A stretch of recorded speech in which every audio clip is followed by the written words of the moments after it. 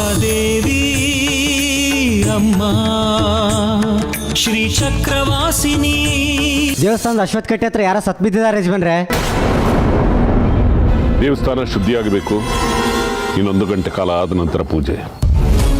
ಘಾತಂ ಯಜ್ಞಾಯ ಘಾತಂ ಯಜ್ಞಪತಯೇ.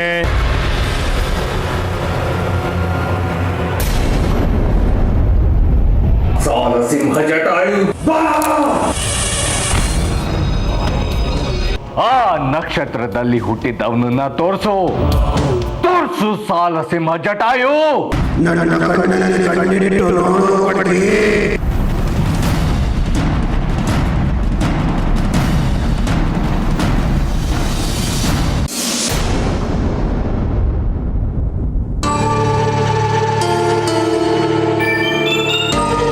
ನಿನಗೆ ಸೂಕ್ಷ್ಮತೆಗಳು ಅರ್ಥ ಆಗಲ್ಲ ಅನ್ಸುತ್ತೆ. ಬಂಗಾರಿ ನೋಡಕ್ ಹೋಗಿದ ಬಗ್ಗೆ ಮಾತಾಡ್ತಾ ಇದ್ದೀರಾ? ಓ, ಪರೋಕ್ಷವಾಗಿ ಹೇಳಿದ್ರು ನಿಂಗೆ ಅರ್ಥ ಆಗತ್ತೆ ಅಂತ ಆಯ್ತು. ನೀವು ಹೋಗ್ಬೇಡ ಅಂದಿಲ್ಲ. ಹೋಗ್ಬೇಡ ಅಂದಿದ್ರೆ ನಾನು ಹೋಗ್ತಿರ್ಲಿಲ್ಲ. ಹೋಗು ಅಂತಾನು ಅಂದಿರ್ಲಿಲ್ಲ ನಾನು. ನಿನ್ನಿಷ್ಟ ಅಂದ್ರಿ, ಸಮ್ಮತಿ ಇದೆ ಅನ್ಕೊಂಡೆ. ಮೌನಗಳೆಲ್ಲ ಸಮ್ಮತಿ ಅಲ್ಲ ದೇವಿಕಾ. ನೀವು ಬದಲಾಗ್ತಾ ಇದ್ದೀರಾ ರೀ. ನೀನ್ ನನ್ನ ಬದಲಾಯಿಸ್ತಿದೀಯಾ. ಅಭದ್ರತೆಗಳು ಸಂಬಂಧನ ಉಳಿಸಲ್ಲ. ಮಾನಸಿಕವಾಗಿ ಭದ್ರತೆಗಳನ್ನ ಕಾಪಾಡ್ಕೊಳ್ಳೋದು ನಿನ್ ಕರ್ತವ್ಯನೂ ಅಲ್ವಾ? ದಯವಿಟ್ಟು ರೀ, ಹೊರಗಿನ ವಿಷಗಾಳಿನ ಒಳಗ್ ಬಿಟ್ಕೊಂಬೇಡಿ. ಮನ್ಸು ಕಹಿ ಆಗತ್ತೆ. ಕಹಿ ಹೊಕ್ಕಾಗಿದೆ. ಮನಸ್ಸಿನ ಮೇಲೆ ತೂಗುಗತ್ತಿ ನೇತಾಡ್ತಿದೆ. ಸ್ವಲ್ಪ ಯಾಮಾರಿದ್ರೂ ಸಂಬಂಧದ ತಲೆ ಉರುಳೋಗತ್ತೆ. ರೀ, ದಯವಿಟ್ಟು ಹೀಗೆಲ್ಲ ಮಾತಾಡಬೇಡಿ. ನಾನಲ್ಲಿ ಹೋಗಿದ್ದು ಒಳ್ಳೆ ಉದ್ದೇಶದಿಂದ, ಮಾನವೀಯತೆ ದೃಷ್ಟಿಯಿಂದ. ಮಾನವೀಯತೆಗೆ ಅನೈತಿಕ ಚೌಕಟ್ಟನ್ನ ಈ ಊರ್ ಜನಗಳು ಕೊಡೋ ಮುನ್ನ ಎಚ್ಚೆತ್ಕೋ ದೇವಿಕಾ. ಇದು ಈ ಮನೆ ಗೌರವದ ಪ್ರಶ್ನೆ. ನಾನು ಕಳಂಕ ತರೋ ಹೆಣ್ಣಲ್ಲ. ಮಾತ್ಕಿಂತ ಕೃತಿಯಲ್ಲಿ ಈ ಮಾತು ಜಾರಿಗೆ ಬರಲಿ.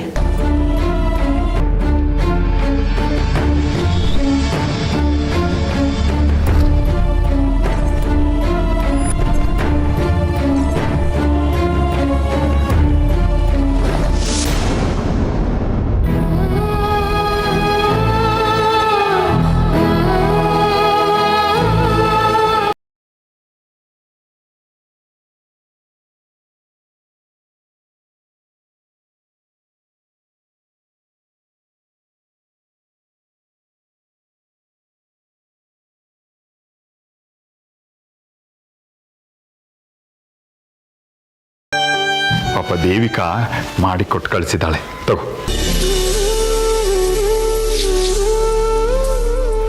ಇನ್ನು ಸ್ವಲ್ಪ ಒಂದೆರಡು ಗುಟ್ಟು ಕೊಡಿ ಸಾಕು. ಪಾಪ ಅವಳು ಅಷ್ಟೆಲ್ಲ ಕಷ್ಟಪಟ್ಟು ಮಾಡಿ ಕಳಿಸಿದ್ದಾಳೆ. ನಮ್ಮ ವಿರೂಪಾಕ್ಷ ಶಾಸ್ತ್ರಿಗಳಿಗೆ ಅವ್ರ ಘನತೆಗೆ, ಅವ್ರ ಯೋಗ್ಯತೆಗೆ ತಕ್ಕನಾದ ಸೊಸೆ ಅನ್ನಿಸ್ಕೊಂಡಿದ್ದಾಳೆ ನೋಡು ದೇವಕಿ. ಅದೇನು ನಯಾವಿನಿಯ, ಅದೆಂಥ ನಡವಳಿಕೆ. ಪುಣ್ಯ ಮಾಡಿದ್ರು ವಿರೂಪಾಕ್ಷ ಶಾಸ್ತ್ರಿಗಳು. ಒಳ್ಳೆ ಮಗ, ಒಳ್ಳೆ ಸೊಸೆ, ಇನ್ನೇನು ಬೇಕು ಹೇಳು ಈ ಇಳಿ ವಯಸ್ಸಿನಲ್ಲಿ. ಪುಣ್ಯ ಮಾಡಿದವ್ರಿಗಷ್ಟೇ ಇಂಥ ಬದುಕು. 4-6 ಜನ ಹೊಟ್ಟೆ ಹೊರತು ಪುಣ್ಯಾತ್ಮರಿಗೆ ಇಷ್ಟು ಮಾಡಲ್ವಾ ಅಮ್ಮನವರು? ಆ ದೇವಿಕಾ ಹೇಗಿದ್ದೋಳು ಹೇಗಾಗಿದ್ದಾಳೆ. ಈಗಂತೂ ಒಳ್ಳೆ ಸೊಸೆಯಾಗಿ, ಒಳ್ಳೆ ಹೆಂಡತಿಯಾಗಿ, ನಮ್ಮಂಥ ನೆರೆಹೊರೆಯವ್ರಿಗೆ ಆಸರೆಯಾಗಿ ನಿಲ್ತಾಳೆ ಅಂತ ಆ ಕನಸು ಮನಸ್ಸಿನಲ್ಲೂ ನೆನೆಸ್ಕೊಳಕ್ಕಾಗ್ತಿತ್ತ ಹೇಳು? ನಿನಗೇ ಗೊತ್ತಲ್ಲ, ನಿನ್ನನ್ನು ಕಂಡ್ರೆ ಎಷ್ಟು ಇಷ್ಟಪಡ್ತಾ ಇದ್ಲು. ಪ್ರಾಣನೇ ಬಿಡ್ತಿದ್ಲು ಆಗ ನಿನ್ನ ಕಂಡ್ರೆ. ಒಂಥರ ಹುಚ್ಚು ಪ್ರೀತಿ ನಿನ್ನ ಬಗ್ಗೆ. ಅದೇನು ಕಂಡು ನಿನ್ನನ್ನು ಪ್ರೀತಿಸಿದ್ಲೋ ಕಾಣೆ. ಅವಳಿಂದಾನೆ ತಾನೆ ನೀನು ಜಾಜಿ ಒಂದಾಗೋ ಹಾಗಾಗಿತ್ತು. ನೀನು ಜಾಜಿನ ಮದುವೆ ಆಗೋ ಹಾಗಾಗಿತ್ತು.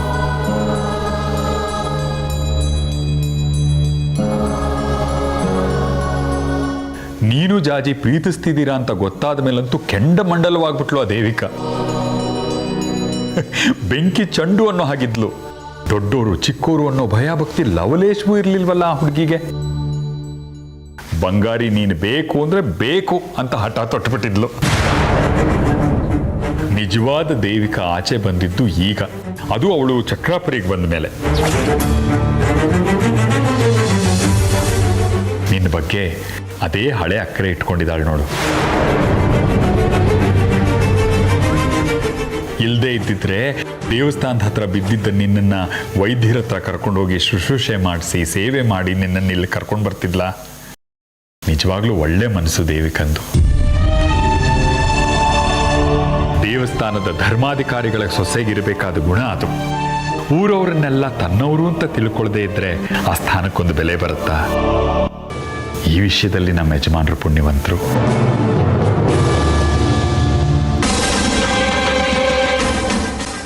ಇನ್ನು ಪಂಚಾಯತಿನಲ್ಲಿ ನೋಡಿದ್ರೋ ಇಲ್ವೋ, ನಮ್ಮ ಹಿರಣ್ಮಯಿನ ತಾನೇ ದತ್ತು ತಗೊಳಕ್ ಮುಂದೆ ಬಂದಿದ್ಲು. ಹಿರಣ್ಮಯಿ ನಿನ್ನ ಮಗಳಾಗದೆ ಇದ್ದಿದ್ರೆ ದತ್ತು ತಗೊಳಕ್ ಮುಂದೆ ಬರ್ತಿದ್ಲ ಹೇಳು?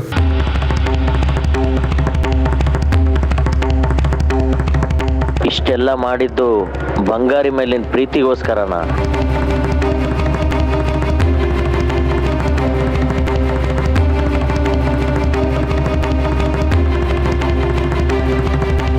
ಬಂಗಾರಿ, ಚಿಕ್ಕ ಯಜಮಾನ್ರು ಬನ್ನಿ. ಯಾವಾಗ ಬಂದ್ರಿ ಗೊತ್ತೇ ಆಗ್ಲಿಲ್ಲ. ಕೂತ್ಕೊಳ್ಳಿ. ಇರ್ಲಿ. ನಿಮ್ಮನೆ ವಿಷಯವೇ ಮಾತಾಡ್ತಾ ಇದ್ವಿ. ಎಲ್ಲಿ ದೇವಿಕಾ ಬರ್ಲಿಲ್ವಾ? ಕರ್ಕೊಂಡ್ಬರ್ಬೇಕಿತ್ತು. ಅವಳು ಬರಲ್ಲ.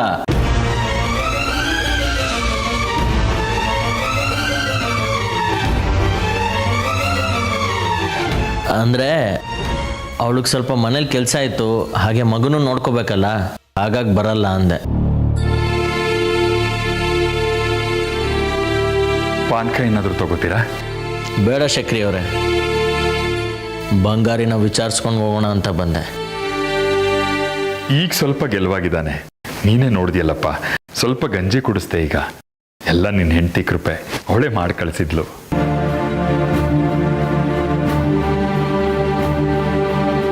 ಈಗ ಹೇಗಿದೆಯಾ ಬಂಗಾರಿ? ಚೆನ್ನಾಗಿದ್ದೀನಿ. ಏನೇ ಹೇಳು ಚಂದ್ರಧರ, ನಿಂದು ದೇವಿಕಂದು ಹೇಳು ಮಾಡಿಸಿದ ಈಡು ಜೋಡಿ. ಈಗಷ್ಟೇ ಅವಳ ಬಗ್ಗೆನೇ ಮಾತಾಡ್ತಾ ಇದ್ವಿ. ಗಂಡನ ಮನಸ್ಸು ಶುದ್ಧವಾಗಿದ್ರೆ ತಾನೇ ಎಲ್ಲ. ನಿನ್ನ ಜಾಗದಲ್ಲಿ ಬೇರೆಯವರಾಗಿದ್ದರೆ ತಲೆಗೊಂದೊಂದು ಮಾತಾಡ್ತಿರೋರು. ನೋಡು, ನೀನೇ ಸ್ವತಃ ಬಂದು ಬಂಗಾರಿ ಆರೋಗ್ಯನ ವಿಚಾರಿಸ್ತಾ ಇದೀಯ. ಆ ದೇವಿಕಾ ನಂಬಿದ ಶಿವ ದಕ್ಷಿಣನಾಥೇಶ್ವರ ಅವನಷ್ಟೇ ಶುದ್ಧ ಮನಸ್ಸಿನ ಹುಡುಗನ್ನ ಕೊಟ್ಟಿದ್ದಾನೆ. ಅದಿರಲಿ ಬಿಡಿ, ದೇವಸ್ಥಾನಕ್ಕೆ ಹೊರಟಿದ್ದೆ, ಬಂಗಾರಿ ಕರ್ಕೊಂಡು ಹೋಗೋಣ ಅಂತ ಬಂದೆ. ಬಂಗಾರಿನ ಅಲ್ಲ, ಅವನು ಈಗಷ್ಟೇ ಸುಧಾರಿಸ್ಕೋತಾ ಇದ್ದಾನೆ. ಮತ್ತೆ ಗಾಳಿಗೆ ಮೈಯೊಡ್ಡಿದ್ರೆ ಜಾಸ್ತಿ ಆಗ್ಬಹುದು. ಗಾಡಿ ತಂದಿದ್ದೀನಿ, ಕರ್ಕೊಂಡು ಹೋಗಿ ಕರ್ಕೊಂಡು ಬಂದು ವಾಪಸ್ ಬಿಡ್ತೀನಿ. ಹೌದಾ ಬಂಗಾರಿ, ಹೋಗಿ ಬರ್ತೀಯಾ? ಸರಿ, ಕರ್ಕೊಂಡು ಹೋಗಿ. ಅಮ್ಮನವ್ರ ಸನ್ನಿಧಿಗೆ ಹೋಗಿ ಬಂದ್ಮೇಲೆ ಬೇಗ ಚೇತರಿಸ್ಕೋಬೋದೇನೋ. ಹೋಗ್ಬಾ ಬಂಗಾರಿ.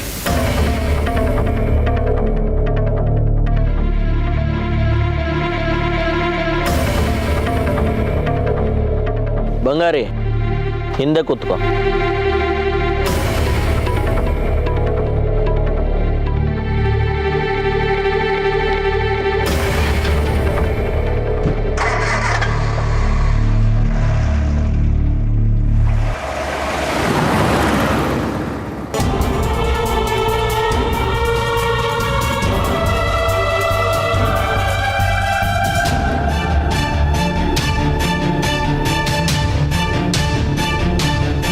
ಚಲುವ, ಗಾಡಿ ನಿಲ್ಸು.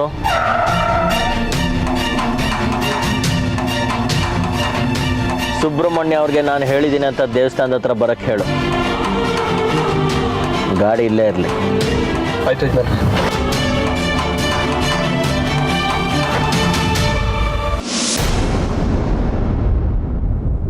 ಬಂಗಾರಿ, ಕೆಳಗಿಳಿ.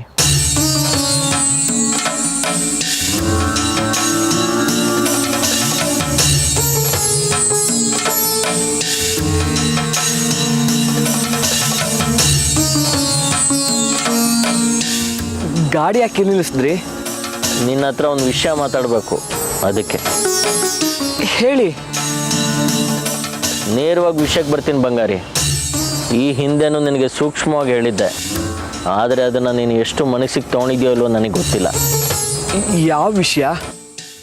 ನಿನ್ನ ಮತ್ತು ದೇವಿಕನ್ ವಿಷಯ.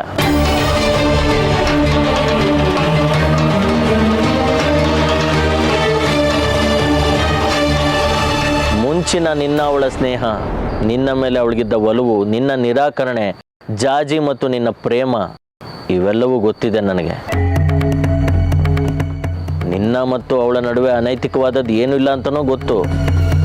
ಯಾಕಂದರೆ ನನ್ನ ಹೆಂಡ್ತಿನ ನಾನು ನಂಬ್ತೀನಿ. ನಿನ್ನ ಒಳ್ಳೆತನದ ಮೇಲೂ ನಂಬಿಕೆ ಇದೆ. ಆದರೆ ಪ್ರಶ್ನೆ ಅದಲ್ಲ. ಮತ್ತೆ ಏನು ಸಮಸ್ಯೆ ಆಗಿದೆ?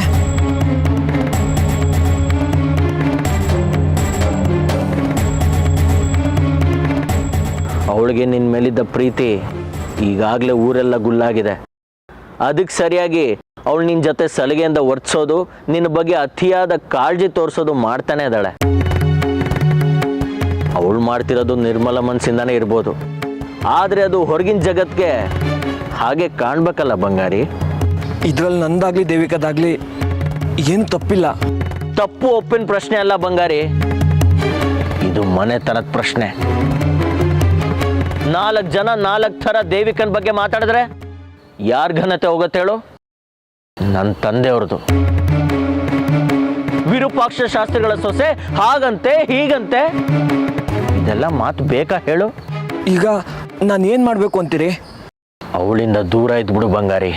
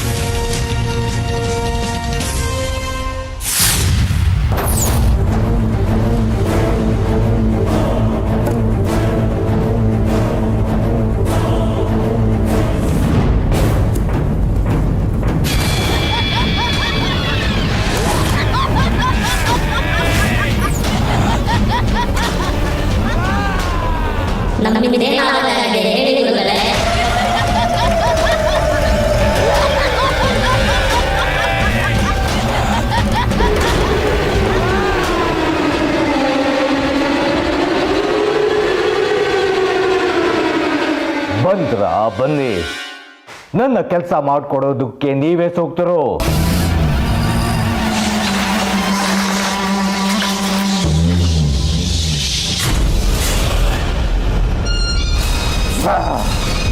ಎಲ್ಲಿ ನೋಡಿ,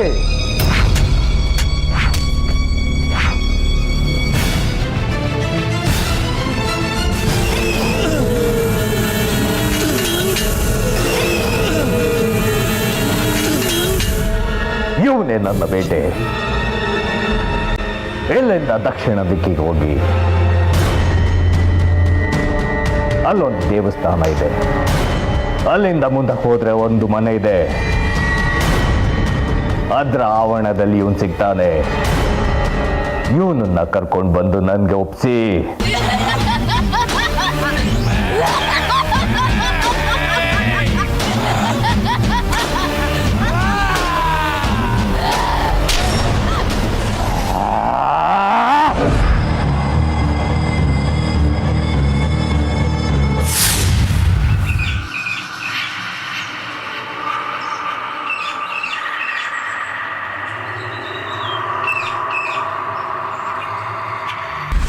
Ha ha ha ha!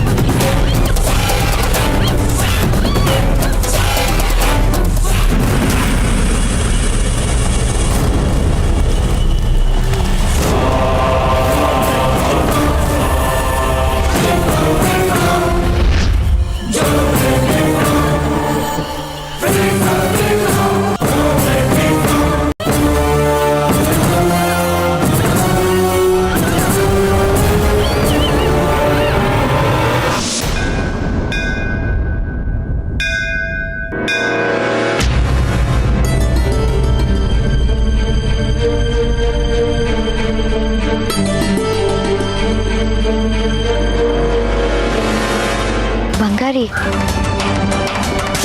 ಏನೋ ಇದು ಆಗ್ಲೇ ಕೆಲ್ಸಕ್ಕೆ ಬಂದ್ಬಿಟ್ಟಿದ್ಯಾ? ವೈದ್ಯರು ಹೇಳಿದ್ರಲ್ವಾ ಸ್ವಲ್ಪ ದಿನ ಕೆಲ್ಸಕ್ಕೆ ಹೋಗ್ಬೇಡ ಅಂತ. ಅವ್ರು ಹೇಳ್ತಾರೆ ಅಂತ ಕೆಲ್ಸಕ್ಕೆ ಹೋಗದೆ ಇರಕ್ಕಾಗತ್ತಾ? ಹೊಟ್ಟೆ ಪಾಡ್ ನಡಿಬೇಕಲ್ಲ ನಮ್ದು. ಯಾಕೋ ಸಿಡುಕ್ತಿದ್ಯಾ? ಏನಾಯ್ತು? ನನಗೇನಾದ ನಿನಗೇನು? ಯಾಕೋ ಬಂಗಾರಿ ಇಷ್ಟು ಕಟುವಾಗಿ ಮಾತಾಡ್ತಿದ್ಯಾ? ನಾನು ನಿನ್ನ ಆರೋಗ್ಯದ ಬಗ್ಗೆ ವಿಚಾರಿಸ್ಬಾರ್ದಾ? ಏನಾಯ್ತೋ? ವಿಚಾರಿಸೋದಕ್ಕೆ ನೀನ್ ಯಾರು?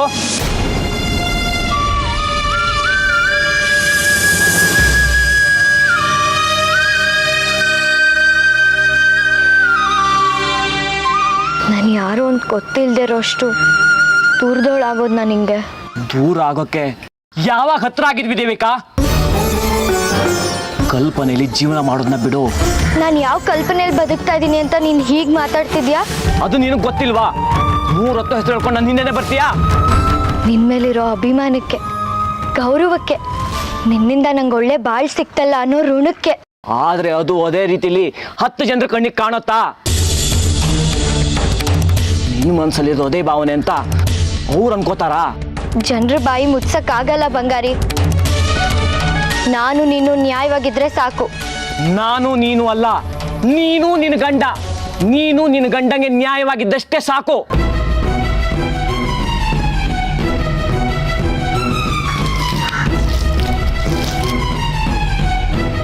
ನಾನು ಯಾವಾಗ ನನ್ನ ಗಂಡಂಗೆ ಅನ್ಯಾಯ ಮಾಡಿದ್ದೀನಿ? ಯಾವಾಗ ಮೋಸ ಮಾಡಿದ್ದೀನಿ? ಮೋಸ ಮಾಡೋದು ಬೇರೆ ದೇವಿಕಾ. ನಿನ್ನ ಗಂಡಂಗೆ ಮೋಸ ಹೋಗ್ತಿದ್ದೀನಿ ಅನ್ನೋ ಭಾವನೆ ತಪ್ಸೋದು ಬೇರೆ. ಚಂದ್ರ ನಿನ್ನ ಹತ್ರ ಬಂದು ಮಾತಾಡಿದ್ರಾ? ಅದಲ್ಲ ನಿನಗೆ ಬೇಡದೇ ಇರೋ ವಿಚಾರ. ನೀನು, ನಿನ್ನ ಗಂಡ, ನಿನ್ನ ಮಗು, ನಿನ್ನ ಮನೆ ಸುಖವಾಗಿರು. ಹೆಂಡತಿ ಸತ್ತು ವಿದ್ರನ್ ಜೊತೆ ಸ್ನೇಹ ಬೆಳ್ಸಕ್ ಬರಬೇಡ. ಹೊರಟೋಗು.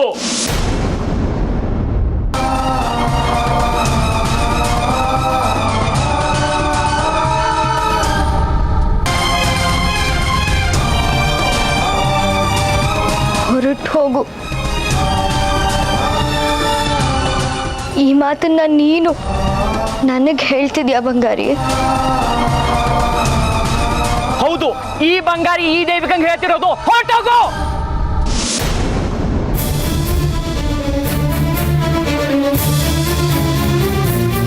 ಮತ್ತೆ ಈ ಕಡೆ ಬರಬೇಡ. ನಾನು ಮಾತಾಡ್ಸಲು ಬೇಡ.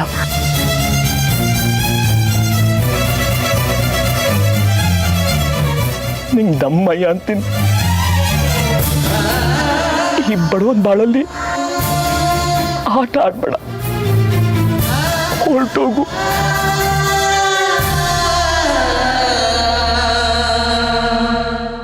ಹೋಗಲ್ವಾ ನೀನು? ಹೋಗಲ್ವಾ?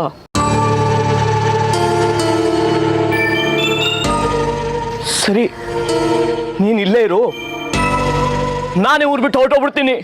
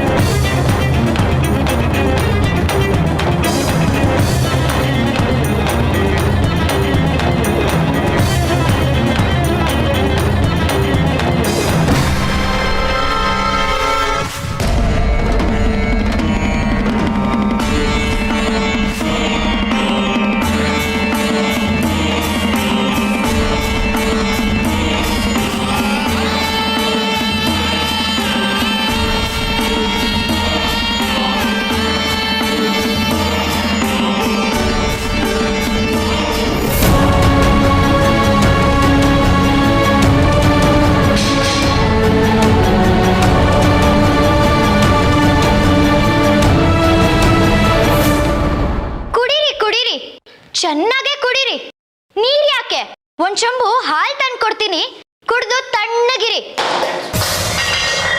ಯಾಕೆ ಏನೇನೋ ಮಾತಾಡ್ತಿದ್ಯಾ? ಏನಾಯ್ತು, ಯಾಕೆ ಹೀಗ್ ಮಾಡಿದ್ರಿ ಅಂತ ನಾನ್ ನಿಮ್ಮನ್ ಕೇಳ್ಬೇಕು. ಸುತ್ತಿ ಬಳಸಿ ಮಾತಾಡೋದು ಬಿಟ್ಟು ಏನ್ ವಿಷಯ ಇದ್ರು ನೇರವಾಗಿ ಹೇಳು. ಮೊದ್ಲೇ ತಾಳ್ಮೆ ಕಳ್ಕೊಂಡಿದ್ದೀನಿ. ಹಾ, ತಾಳ್ಮೆ ಕಳ್ಕೊಳ್ಳೇಬೇಕು. ಹೆಂಡತಿ ಮೇಲೆ ಅನುಮಾನ ಶುರು ಆಗಿದೆ ಅಲ್ವಾ? ಯಾಕಂದ್ರೆ ನೀವ್ ಅದೇ ಅಪ್ಪನ್ ಮಗ ಅಲ್ವಾ? ಅವ್ರ ಹಾಗೆ ನೀವು ಒಳಗೊಂದು ಹೊರಗೊಂದು. ದೇವಿಕಾ,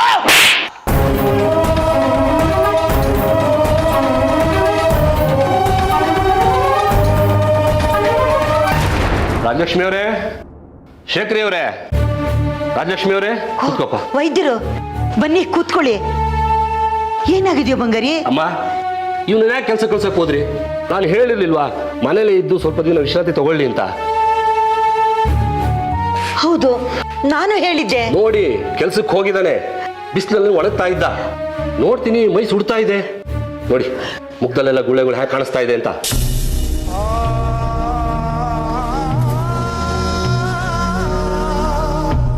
ಹೌದು, ಅಮ್ಮ ಬಂದಿದ್ದೆ ತರನೇ ಇದೆ.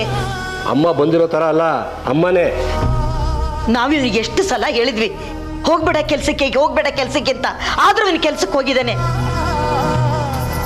ವೈದ್ಯರೇ, ಇವನಿಗೆ ಕೆಲ್ಸಕ್ಕೆ ಹೋಗಿರೋದು ನಮಗೆ ಗೊತ್ತಿಲ್ಲ. ನಾವು ದೇವಸ್ಥಾನಕ್ಕೆ ಹೋಗಿದ್ದೀನಿ ಅಂತ ಅನ್ಕೊಂಡಿದ್ವಿ. ಅಮ್ಮ, ಆಗಿದ್ದಾಗೋಯ್ತು. ಇನ್ಮೇಲಾದ್ರೂ ಇವನ್ನ ಜೋಪಾನ ನೋಡ್ಕೊಳ್ಳಿ. ಸ್ವಲ್ಪ ಹೆಚ್ಚು ಕಡಿಮೆ ಆದ್ರೂ ಪ್ರಾಣಕ್ಕೆ ಅಪಾಯ. ಇವನ್ನ ಹೊರಗಡೆ ಎಲ್ಲೂ ಕಳಿಸ್ಬೇಡಿ. ಇವನಿಗೆ ಬೇಕಾಗಿರೋ ಔಷಧಿನ ನಾನು ತಗೊಂಡು ಬರ್ತೀನಿ. ಏನೋ ಬಂಗಾರಿ, ಹೀಗೆ ನಾವು ಮಾಡೋದು? ಮೊದಲೇ ಆರೋಗ್ಯ ಸರಿಗಿಲ್ಲ, ಅಂಥದ್ರಲ್ಲಿ ಕೆಲ್ಸಕ್ಕೆ ಹೋಗಿದೆಯಲ್ಲೋ. ಏನ್ ಕರ್ಮನೋ.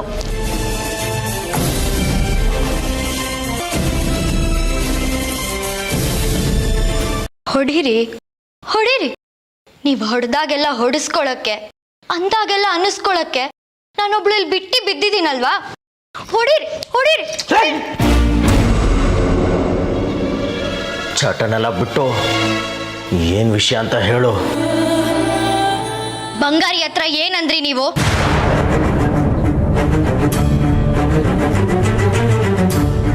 ನಿಮ್ಮನ್ನೇ ಕೇಳ್ತಾ ಇರೋದು. ಬಂಗಾರಿಗೆ ನೀವೇನಂದ್ರಿ? ಏನಾಯ್ತೀಗ? ಅವನು ನನ್ನ ನಿಕೃಷ್ಟವಾಗಿ ಕಂಡ, ಬೇರೆ ಯಾರೋ ಅನ್ನೋ ಹೋಗಿ ನೋಡ್ದ. ಅವನಿದ್ದಲ್ಲಿಗೆ ನಾನು ಬರಬಾರ್ದು ಅಂದ್ಬಿಟ್ಟ. ಅಂದ್ರೆ ಏನಾಯ್ತು ದೇವಿಕಾ? ಅವನು ಹಾಗಂತ ಅಂತ ಹೇಳಿ ನಿನ್ನ ಮನಸ್ಸಿಗೆ ನೋವಾಗೋಯ್ತು ಅಲ್ಲ? ಅಬ್ಬಬ್ಬಬ್ಬಬ್ಬಬ್ಬ, ಅವನ ಹತ್ರ ಹೋಗೋದಕ್ಕಾಗದೆ, ಅವನ್ ನೋಡೋದಕ್ಕಾಗದೆ ಇರೋದಕ್ಕಾಗೋದೇ ಇಲ್ಲ ಅಲ್ವಾ ನಿನಗೆ? ಶಾಸ್ತ್ರಿಗಳೇ, ಇದು ಗಂಡ ಹೆಂಡತಿ ವಿಚಾರ, ನೀವು ಮಧ್ಯದಲ್ಲಿ ಬರಬೇಡಿ. ಆದ್ರೆ ಚಂದ್ರ, ಈ ಊರಲ್ಲಿ ಇವಳು ಚಂದ್ರಾಧರನ ಹೆಂಡತಿ ಅನ್ನೋದಕ್ಕಿಂತ ಈ ವಿರೂಪಾಕ್ಷ ಶಾಸ್ತ್ರಿಯ ಸೊಸೆ ಅಂತ ಪ್ರಚಲಿತ. ನೆನಪಿರ್ಲಿ ಚಂದ್ರ.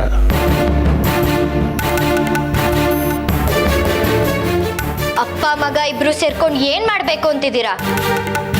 ಬಂಗಾರಿ ನನ್ ಗೆಳೆಯ ಅಷ್ಟೇ. ಅವನ್ ಕಷ್ಟದಲ್ಲಿ ಭಾಗಿಯಾಗೋದು ನನ್ ಧರ್ಮ.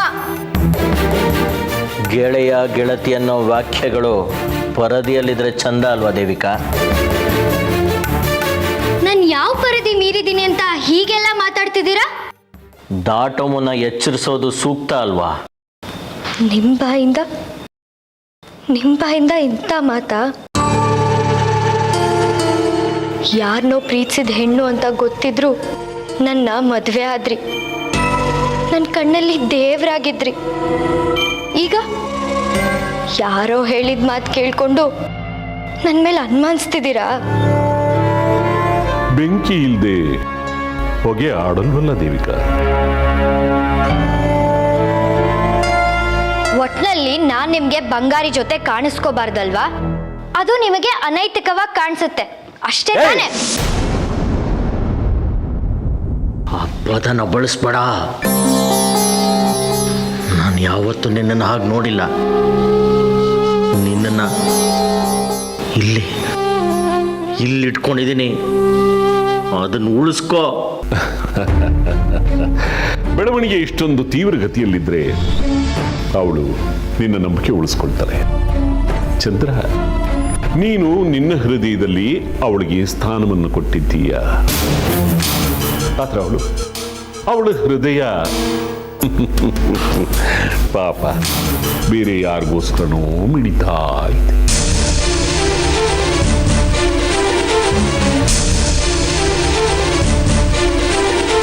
ಸಾಕ್ ಮಾಡಿ ನಿಮ್ಮ ಭಜನೆ. ನಾನು ಯಾವುದೋ ಚಿಂತೆ ಹಿಂಸೆಯಲ್ಲಿ ಮನೆಗೆ ಬಂದ್ರೆ ನಿಮ್ದೆ ಇವಳಿಗೆ ಬಂಗಾರಿ ನನ್ನ ಹತ್ರ ಬರಬೇಡ ಅಂತ ಹೇಳಿದ್ದೆ ಹೆಚ್ಚಾಗೋಯ್ತು. ನಿನಗೆ ನಿನ್ನವ್ರ ಬಗ್ಗೆ ಇಲ್ದಿರೋ ಕಾಳಜಿ ಕಂಡೋರ್ ಬಗ್ಗೆ ಇದೆ ಅಲ್ವಾ? ನಿಮ್ಮಲ್ಲಿ ಏನು ಬೇಕಾರೋ ಮಾಡ್ಕೋ, ನಾನು ಏನು ಕೇಳಲ್ಲ. ಶಾಸ್ತ್ರಿಗಳೇ, ನಿಮ್ಮ ಹತ್ರ ಸ್ವಲ್ಪ ಮಾತಾಡಬೇಕು, ಬನ್ನಿ.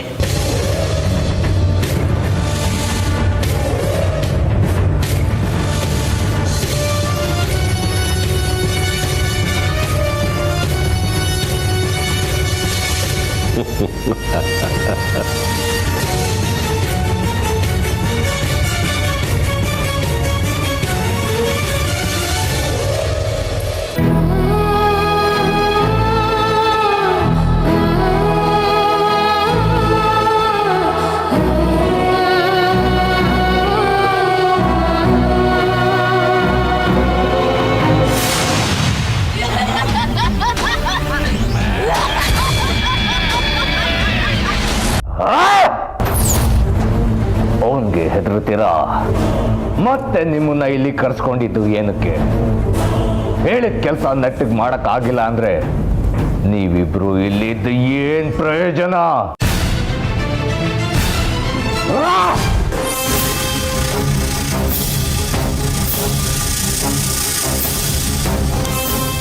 ಅವನ ಶಕ್ತಿ ಮುಂದೆ ಇವರಾದ್ರೂ ಏನ್ ಮಾಡ್ತಾರೆ? ಇವರನ್ನ ದಂಡಿಸಿ ಪ್ರಯೋಜನ ಇಲ್ಲ.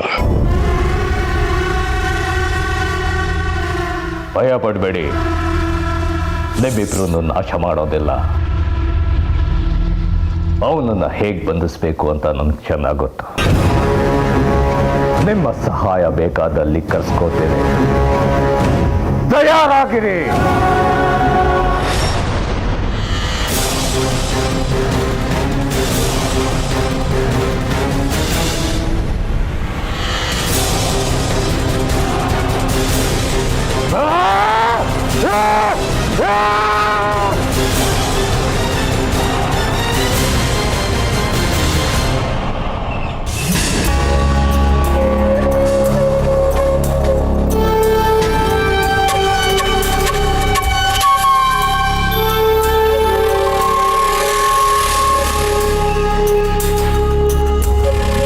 ಏನಾಯ್ತು ಹೇಳಿ ಚಂದ್ರ, ಯಾಕೆ ಹೀಗಿದೆಯಾ? ಇವತ್ತು ದಾರಿಲಿ ಬರ್ತಾ ಒಂದು ಘಟನೆ ನಡೀತು. ಘಟನೆ? ಹೌದು, ಮನೆ ದಾರಿಲಿ ಬರ್ತಾ ಇದ್ದೆ, ಯಾರೋ ನನ್ಗೆ ಹಿಂಬಾಲಿಸ್ದಂಗಾಯ್ತು.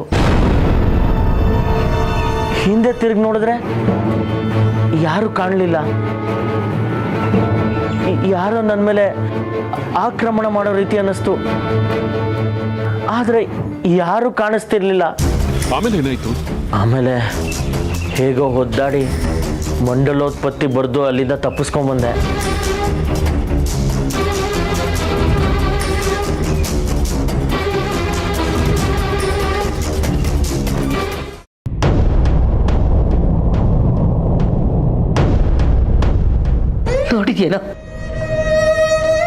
ನೋಡಿದ್ಯೇನೋ ನಮ್ಮನೆ ಪರಿಸ್ಥಿತಿ ಎಲ್ಲಿವರೆಗೆ ಬಂದಿದೆ? ಒಳ್ಳೆ ಸ್ಮಶಾನ ಆದೋದಂಗಾಗಿದೆ. ಇನ್ನು ಎಷ್ಟು ದಿನ ಈ ನರಕ? ಈ ಬಂಗಾರಿ ನೋಡಿದ್ರೆ ಹೀಗಾಗೋಗಿದೆ. ಯಾವ ರಾವು ಬಡ್ದಿದ್ಯೋ ನಮ್ಮನೆಗೆ. ಯಾಕೆ ಹೀಗಾಗ್ತಿದೆ? ಏನ್ ಮಾಡಕ್ಕಾಗತ್ತಮ್ಮ? ನಮ್ಮ ಹಣೆ ಬರದಲ್ಲಿ ಇದನ್ನೆಲ್ಲ ಅನುಭವಿಸ್ಬೇಕು ಅಂತ ಬರ್ತಿದ್ರೆ ತಪ್ಸಕ್ಕಾಗತ್ತಾ? ಅನುಭವಿಸ್ಲೇಬೇಕು. ಆದ್ರೆ ಎಷ್ಟು ದಿನ ಅಂತ ಈ ಗೋಳಾಟ? ಅದಕ್ಕೂ ಒಂದು ಅಂತ್ಯ ಅಂತ ಇರ್ಬೇಕಲ್ವಾ? ನಮ್ಮ ದುಃಖಗಳಿಗೆ ಆಯಸ್ಸು ಜಾಸ್ತಿ ಅನ್ಸತ್ತೆ. ನಾವು ಮಣ್ಣಾಗೋವರೆಗೂ ಅದನ್ನೆಲ್ಲ ಅನುಭವಿಸ್ಲೇಬೇಕು. ಇಷ್ಟು ದಿವಸ ಅಮ್ಮನವ್ರ ಸೇವೆಲೇ ನಮ್ಮ ಜೀವನ ಸವದಿದ್ದೀವಿ, ಅವ್ರ ಸೇವೆಲೇ ಕಾಲ ಕಳೆದಿದ್ದೀವಿ. ಆ ಪುಣ್ಯ ಕಾರ್ಯಕ್ಕೋಸ್ಕರನಾದ್ರೂ ಅಮ್ಮನವರು ಈ ಮಕ್ಕಳು ಭವಿಷ್ಯನ ಚೆನ್ನಾಗಿಟ್ಟಿದ್ರೆ ಸಾಕಿತ್ತು. ನಿಜ ಅಮ್ಮ, ನಮ್ಮದೇನೋ ಆಗೋಯ್ತು. ಇನ್ನು ಮುಂದೆ ಈ ಮಕ್ಕಳದ್ದೇ. ಕಣಿ ಹೇಳ್ತೀನಿ ಕಣ್ರವ್ವ, ಕಣಿ. ಹಿಂದಿಂದು ಮುಂದಿಂದು ಆಗಿದ್ದು ಹೋಗಿದ್ದು ಎಲ್ಲ ಜಕ್ಕಮ್ಮ ತಾಯಿ ಬಾಯಲ್ಲಿ ಕುಂತು ಹೇಳಿಸ್ತಾಳ ತಾಯಿ. ಕಣಿ ಹೇಳ್ತೀನಿ ಕಣ್ರವ್ವ, ಕಣಿ. ಲೋ ಶೇಖರಿ, ಕಣಿ ಹೇಳು ಹೆಂಗಸು ಬಂದಿದ್ದಾಳೆ ಅನ್ಸುತ್ತೆ. ಒಂದ್ ಗಳಿಗೆ ಇರೋದಕ್ಕೆ ಹೇಳೋಗೋ. ಕಣಿ ಹೇಳ್ತೀನಿ ಕಣ್ರವ್ವ, ಕಣಿ. ನಾನು ಹೋಗಲ್ಲಮ್ಮ, ಬೇಕಿದ್ರೆ ನೀನೇ ಹೋಗು. ನನಗಿದ್ರಲ್ಲೆಲ್ಲ ನಂಬಿಕೆ ಇಲ್ಲ. ಅವತ್ತು ಈ ಮಗು ಸಿಕ್ಕಿದ್ದು ಕಣಿ ಹೇಳು ಹೆಂಗಸಿಂದನೇ ಅನ್ನೋದನ್ನ ಮರಿಬೇಡ. ಮಗುನ ಮೊದಲೇ ಆ ಮನೇಲಿ ನೋಡಿದ್ಲು ಅನ್ಸುತ್ತೆ, ಇಲ್ಲಿ ಬಂದು ಹೇಳಿದ್ಲು ಅಷ್ಟೇ. ನೀನ್ ಹೋಗ್ಲಿಲ್ಲ ಅಂದ್ರೆ ಬಿಡು, ನಾನೇ ಹೋಗಿ ಕರ್ಕೊಂಬರ್ತೀನಿ. ಸ್ವಲ್ಪ ನಿಂತ್ಕೋ.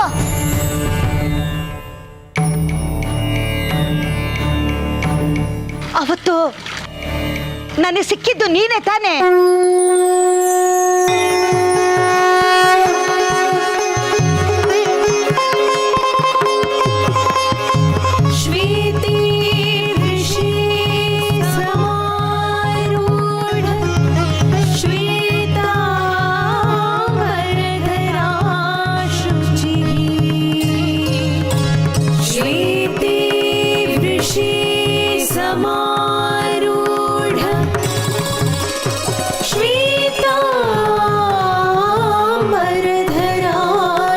ನಾನಾ? ಇಲ್ವಲ್ಲ.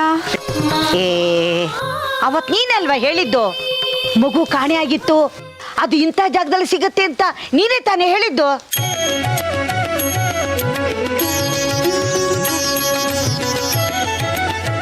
ನಾನು ಈ ಕಡೆ ಬರ್ತಿರೋದೆ ಮೊದಲನೇ ಸಾರಿ. ನಾನು ಹೇಗೆ ಹೇಳೋಕ್ ಸಾಧ್ಯ? ಹೌದಾ? ಯಾರನ್ನೋ ನೋಡಿ ನಾನು ಅಂತ ಅನ್ಕೊಂಡಿದ್ದೀರಾ ಅನ್ಸತ್ತೆ.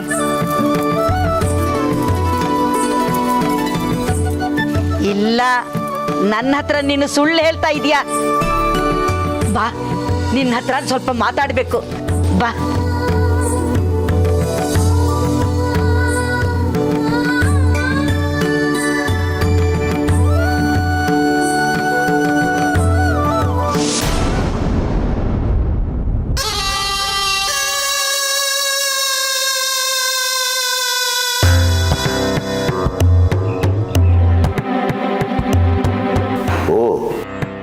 ಶಾಸ್ತ್ರಿಗಳು, ಏನಿವತ್ತು ವಿಶೇಷ?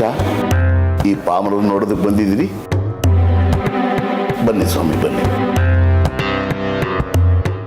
ದೇಶಿಕರು ಬಹಳ ಆಳವಾದ ಅಧ್ಯಯನದಲ್ಲಿ ತೊಡಗಿರೋ ಹಾಗಿದೆ. ಇಂಥ ಕಾಲಕ್ಕೆ ಈ ಗ್ರಂಥಗಳೇ ಅಲ್ವೇ ನನ್ನಂಥ ಜೀವಕ್ಕೆ ನೆಮ್ಮದಿ ಕೊಡೋದು. ಅದಕ್ಕೆ ಓದ್ತಾ ಇದ್ದೆ. ಬಂದ ವಿಷಯ ಹೇಳಿ, ಪೀಠಿಗೆ ಎಲ್ಲ ಯಾಕೆ? ದೇಶಿಕರೇ, ನನಗೊಂದು ಚಿಕ್ಕ ಅನುಮಾನ. ಚಂದ್ರಾಧರ್ನಿಗೆ ಇವತ್ತು ಏನೇನೋ ಕಾಣಿಸ್ಕೊಂಡಿದೆ.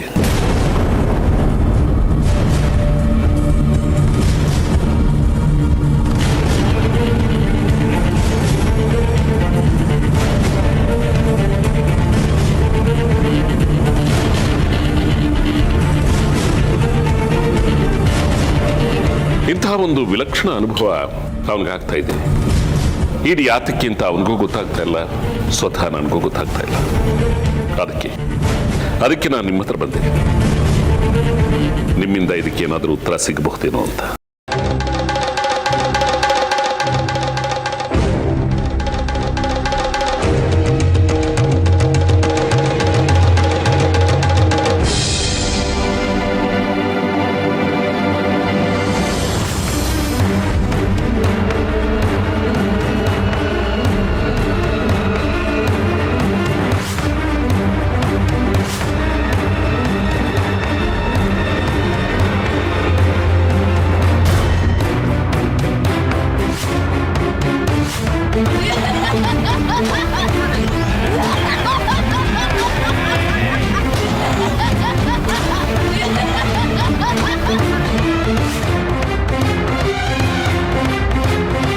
ಯಾವುದೋ ಪಿಶಾಚಿಗಳು ನಿಮ್ಮ ಮಗನ ಮೇಲೆ ದಾಳಿ ಮಾಡೋದಕ್ಕೆ ಪ್ರಯತ್ನ ಪಡ್ತಿವೆ ಶಾಸ್ತ್ರಿಗಳೇ.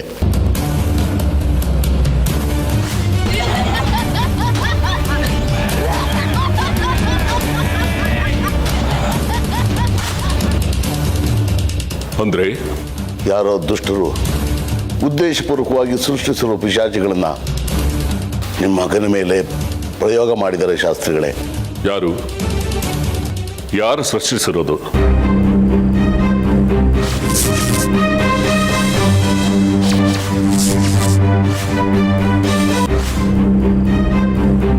ಗೊತ್ತಾಯ್ತಾ? ಯಾರೋ ಗೊತ್ತಾಗ್ತಿಲ್ಲ ಶಾಸ್ತ್ರಿಗಳೇ. ಯಾವುದೋ ಕಪ್ಪು ಪಟ್ಟಿ ಒಂದು ದೃಷ್ಟಿಗೆ ಅಡ್ಡಿ ಬರ್ತಾ ಇದೆ.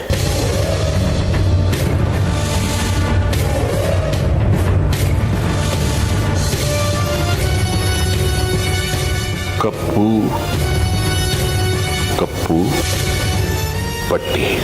ಇದಕ್ಕೆ ಉತ್ತರ ಕೊಡೋ ಸಾಮರ್ಥ್ಯ ನನಗಿಂತ ನಿಮಗಿದೆ ಶಾಸ್ತ್ರಿಗಳೇ. ಯೋಚನೆ ಮಾಡಿ.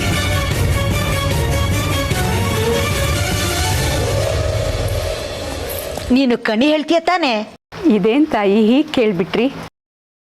ಅದು ನಮ್ಮ ಕುಲ ಕಸುಬು. ಸರಿಯಾಗಿದ್ರೆ ಒಂದು ವಿಷಯ ಹೇಳು. ಒಳಗಡೆ ನನ್ನ ಮೊಮ್ಮಗ ಅಮ್ಮ ಬಂದು ಹಾಸಿಗೆ ಹಿಡಿದ್ಬಿಟ್ಟಿದ್ದಾನೆ. ಏನೇ ಔಷಧಿ ಮಾಡಿದ್ರೂ ಗುಣ ಆಗ್ತಾ ಇಲ್ಲ. ಇದಕ್ಕೆ ನೀನೇ ಏನಾದರೂ ಒಂದು ಪರಿಹಾರ ಸೂಚಿಸು. ಇಷ್ಟೇ ತಾನೇ, ಹೇಳೋಣ ಬಿಡಿ.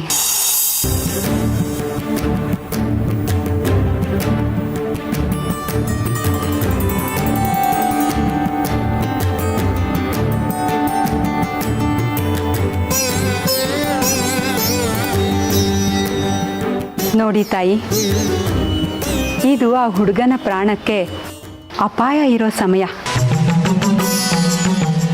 ಅವನಿಗೆ ಎದ್ದಿರೋ ಅಮ್ಮ ಬಹಳ ಉಗ್ರವಾಗಿದೆ.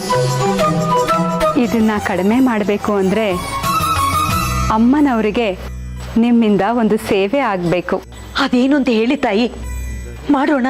ಮಾರಮ್ಮಂಗೆ ಹರಿಸ್ಕೊಂಡು ದೇವಸ್ಥಾನಕ್ಕೆ ಹೋಗಿ ಮಡಿಯುಟ್ಟು ಬೇವಿನ ಸೊಪ್ಪು ಕಟ್ಕೊಂಡು ದೇವಸ್ಥಾನಕ್ಕೆ ಪ್ರದಕ್ಷಿಣೆ ಹಾಕಬೇಕು. ಅದಕ್ಕೇನಂತೆ, ಮಾಡಿದ್ರಾಯ್ತು. ನಾನೇ ಮಾಡ್ತೀನಿ ಬೇಕಿದ್ರೆ. ನೀವಾಗಲ್ಲ, ಅದಕ್ಕೆ ಹೆಂಗಸರೇ ಆಗಬೇಕು. ಅದು ಆ ಹುಡುಗನ ರಕ್ತ ಸಂಬಂಧಿನೇ ಆಗಬೇಕು. ಆದರೆ ಅವನು ನಮ್ಮನೆ ಅಳಿಯ, ರಕ್ತ ಸಂಬಂಧಿ ಅಲ್ಲ. ಹೆಂಡತಿ ಬೇಕಾದರೂ ಸೇವೆ ಮಾಡ್ಬೋದು, ಆದರೆ ಈ ಹುಡುಗನಿಗೆ ಹೆಂಡತಿ ಇಲ್ಲ ಅನ್ಸತ್ತೆ. ಉಳಿದಿರೋದು ಮಗಳು ಮಾತ್ರ. ಮತ್ತೆ ಇದನ್ನೆಲ್ಲ ಆ ಎಳೆ ಕೂಸಿನ ಕೈಲಿ ಮಾಡ್ಸಕ್ಕಾಗತ್ತಾ?